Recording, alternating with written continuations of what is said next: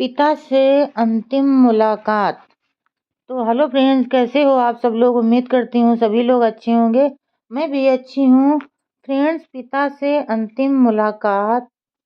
जब भगवान बुद्ध राजगृह में थे, उनके पिता महाराजा सुद्धोधन ने संदेश भिजवाया कि वे मरने से पहले अपने पुत्र को देखना चाहते हैं। दूसरों को उनका धम्मामृत पान करने को मिला है, उनके पिता को नहीं, उनके संबंधियों को नहीं। पिता के अनुग्रह पर भगवान बुद्ध भिक्षु संघ के साथ कपिलवस्तु पहुँचे, जहाँ राजा सुद्धोधन व महाप्रजापति गौतमी ने उनकी अगवानी की। भगवान बुद्ध ने अपने पिता राजा सुद्धोधन से कहा, राजन, आपको अपने पुत्र के लिए महान दुख है, लेकिन प्रेम के जो धागे आपको अपने उस पुत्र से बांधे हुए हैं, जो आपको छोड़कर चला गया, उसी प्रेम के अंतर्गत आप अपने सारे मानव बंधुओं को बांध लो। तब आपको अपने पुत्र सिद्धार्थ से भी बड़े किसी लक्ष्य की प्राप्ति होगी। आपको मिलेगा वह जो सत्य का संस्थापक है, और आपको मिलेगा वह जो धम्म का मार्गदर्शक है, और आपको मिलेगा वह जो शांति को लाने वाला। तब आपका हृदय निर्वाण से भर जाएगा। अगले दिन तथागत ने भिक्षा पात्र लिया और कपिलवस्तु में भिक्षाटन के लिए निकले। बात तुरंत फैल गई। जिस नगर में कभी सिद्धार्थ रथ में बैठकर सवारी के लिए निकलते थे, आज उसी नगर में भिक्षा पात्र हाथ में लिए घर घर विचर रहे हैं।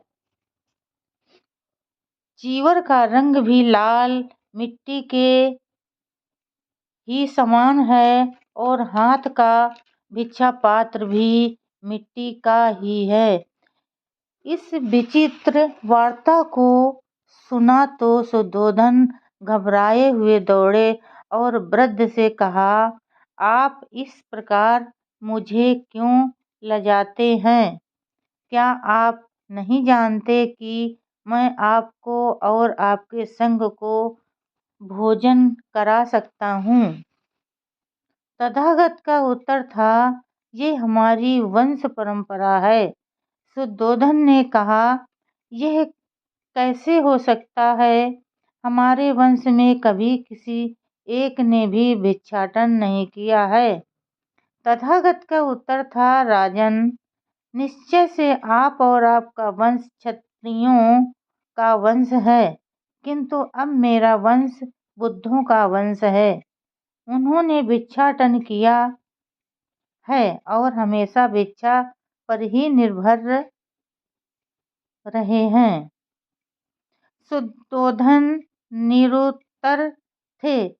तथागत कहते रहे, किसी को कहीं कुछ खजाना मिले तो उसमें से जो बहुमूल्य रत्न होगा, वह लाकर उसे अपने पिता को ही भेंट करेगा।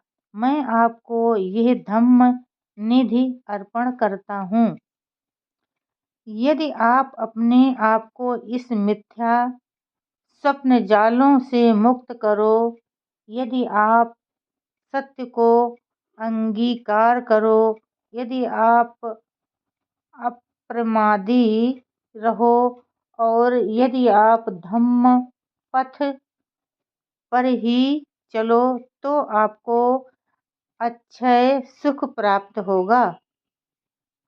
सुद्धोधन ने निशब्द होकर ये शब्द सुने और बोले, पुत्र, मैं तुम्हारे कथनानुसार आचरण करने का प्रयास करूंगा। तो फ्रेंड्स, आज के लिए बस इतना ही।